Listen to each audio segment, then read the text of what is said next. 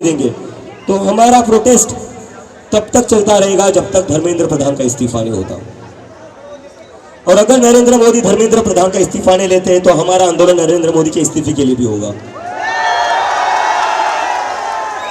होना चाहिए या नहीं होना चाहिए? होना चाहिए या नहीं होना चाहिए? मुझे ऐसा लगता है अब आप लोग ना धर्मेंद्र प्रधान से ज्यादा नरेंद्र मोदी के इस्तीफे के लिए एक्साइटेड हो। तो मोदी जी अभी भी टाइम गया नहीं है। ये यहाँ पर जो जनता आई है उनकी आवाज बताती है अगर आप धर्मेंद्र प्रधान का इस्तीफा नहीं लोगे तो आपकी भी कुर्सी सेफ नहीं रहेगी। और ये बस जंतर मंतर की आवाज नहीं है। मेरी तबीयत खराब थी, मैं घर पर था तो मैं कुछ देर इंटरनेट देख पाया, क्योंकि यहाँ मैं जैसे आता हूँ जैमर्स लगे हुए हैं।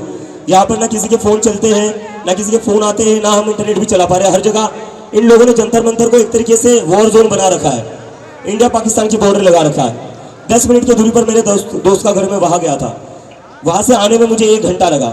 इतनी ज्यादा बैरिकेडिंग, इतनी ज्यादा पुलिस फोर्स, हर जगह जैमर्स लगा रखे। अरे क्या लगा रखा है ये? अगर इतने ही एफर्ट्स आप पेपर लीक को रोकने में लगाते तो 20 से ज्यादा बच्चों की आत्महत्या नहीं होती। एनर्जी और अपना दिमाग वहां लगाइए ना जहां जनता का भला हो। 16 मेट्रो स्टेशन बंद कर दिए। अभी अभी मुझे पता चला आज शाम से कैनॉट की दुकान भी बंद होंगे। हर जगह बैरिकेडिंग लगा रखी है। क्या होगा इससे?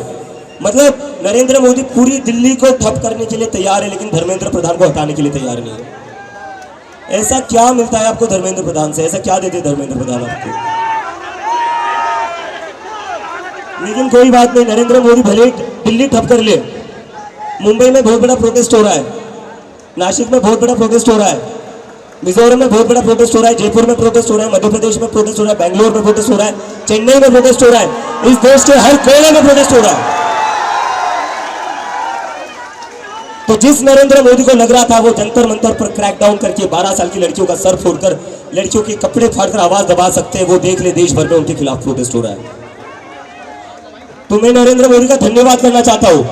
अगर नरेंद्र मोदी सोनम वांगचुक को यहां से उठाते नहीं तो हमारा प्रोटेस्ट इतना बड़ा बनता नहीं। सही कह रहा हूं ना मैं?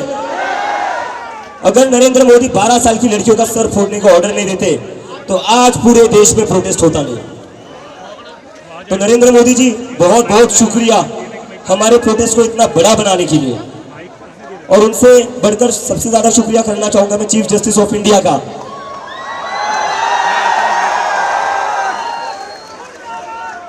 अगर आप कॉकरोच कहते नहीं तो शायद ना मैं कभी अमेरिका से इंडिया आता और ना इस देश में इतना बड़ा आंदोलन खड़ा होता। तो chief justice of India Suryakant ji, आपका बहुत बहुत धन्यवाद। हमें पता है आप काफी बिजी हो, आपको वीडियो तक देखने का समय नहीं मिलता है जहां पर बच्चों को मारा गया है। बहुत बिजी इंसान हो, लेकिन फिर भी हम आपका शुक्रिया करना चाहते हैं। और मैं फिर से एक बार नरेंद्र मोदी सर से अपील करना चाहता हूं, सर सुन लीजिए बच्चों की बात, सुन लीजिए। मुझे पता है आपका अपना परिवार नहीं है तो आपको बच्चों के बारे में ज्यादा पता नहीं होगा। अगर इनका अपना परिवार होता तो इनको पता होता बच्चे कितने जिद्दी होते हैं, बच्चे कितने जिद्दी होते हैं इन्हें पता होता। तो अगर ये सरकार जिद्दी है तो हम उससे ज्यादा जिद्दी है। और अगर धर्मेंद्र प्रधान का इस्तीफा नहीं हुआ ना तो फिर से रेलवे स्टेशन पर चाय की टपरी खुलवा कर रहेंगे।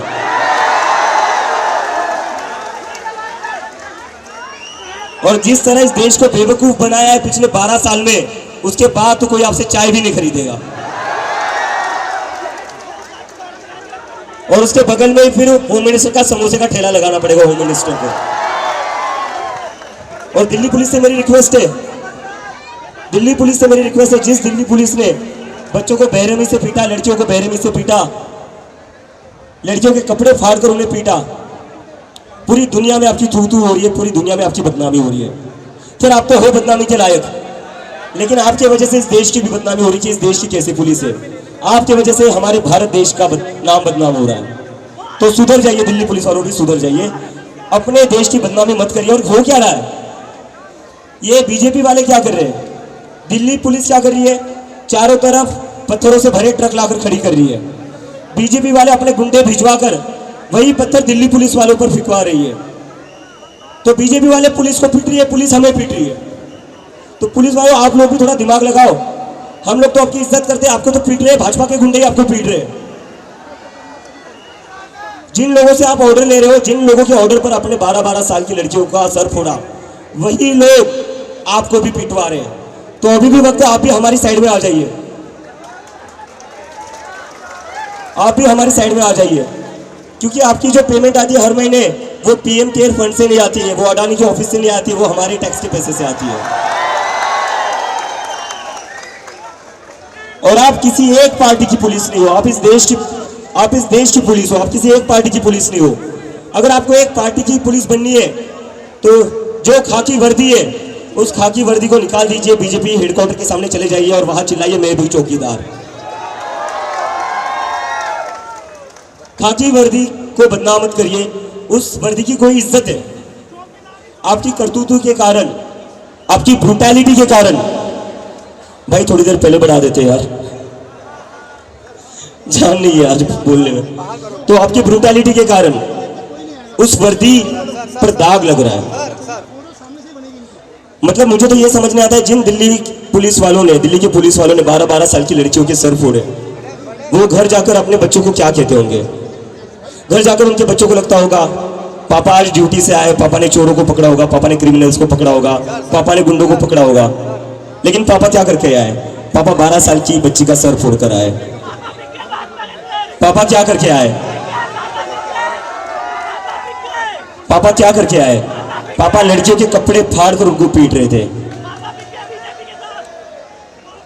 पुलिस वालों के बच्चों को लगता होगा कि पापा तो हमारे हीरो है, लेकिन पापा ने जो 20 जुलाई को काम किया ना, वो गुंडों वाला काम है, वो हीरो वाला काम नहीं है। I am very sorry to say this. नहीं, पापा बिके हुए नहीं है, पापा की मजबूरी है, पापा की मजबूरी है। जो ऊपर से ऑर्डर आता है वो कैरी करना पड़ता है। लेकिन भले ही आपके ऊपर से जो भी ऑर्डर आए, कहीं ना कहीं आपको भी तो आपकी अंतरात्मा की सुननी पड़ेगी। कैसे आपका मन मान जाता है, कैसे आपका मन राजी हो जाता है 12 साल की लड़की का सर फोड़ने के लिए? कैसे आप तैयार हो जाते हो लड़कियों के कपड़े फाड़ने के लिए? कैसे? कहीं ना कहीं तो आपको भी सोचना चाहिए ना, ये ऑर्डर सही है या नहीं है। अगर आप में ये सोचने की भी एबिलिटी नहीं है कि ये ऑर्डर सही है या नहीं है, तो फिर इतनी पढ़ाई का क्या फायदा, जो पढ़ाई करके आप पुलिस में भर्ती हुए हो? आईटी सेल में ही चले जाते, बीजेपी में ही चले जाते, क्योंकि बिना पढ़ाई तो वहीं पर प्रमोशन ज्यादा होते हैं। और मैंने एक पोस्टर देखा सोशल मीडिया पर ना, एक पोस्टर काफी वायरल हो रहा है, जो काफी सही पोस्टर था। वो पोस्टर क्या था? वो पोस्टर था बीजेपी वालों के लिए कि स्टूडेंट्स थे इसलिए पेड़ दिया, अगर रेपिस्ट होते तो एमएलए या एमपी बना देते। इस सरकार को तो स्टूडेंट से दिक्कत है ही, क्योंकि अगर बच्चे पढ़ लिख गए, बच्चे तो पढ़ते लिखते ही है, राजनेता पढ़ते लिखते नहीं है।